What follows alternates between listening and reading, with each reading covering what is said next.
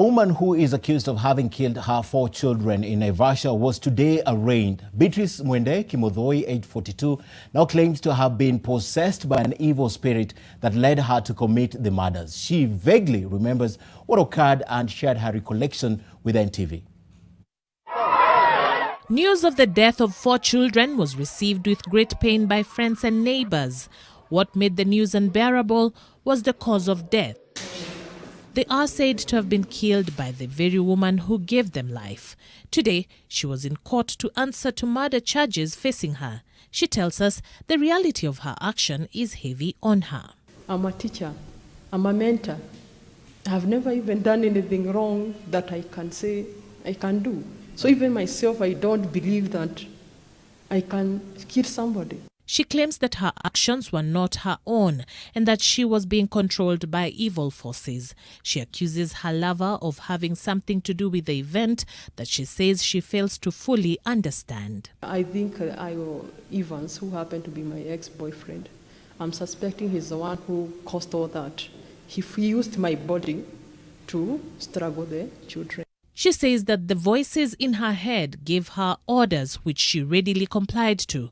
First to face her heartless act was her youngest 2-year-old Whitney Nyambura. He had as if something is telling me to kill her.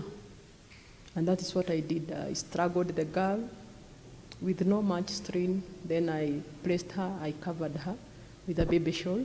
Then her 3 siblings would follow: Melody Warigia, aged 8, Willie Masharia, aged 6, and Samantha Njeri, who died at the tender age of 4. I heard the voice of my ex-boyfriend, who happened to be in a cult, telling me, well done, move on, continue, finish the mission. The contents of her letter to her eldest son told a story of a premeditated murder.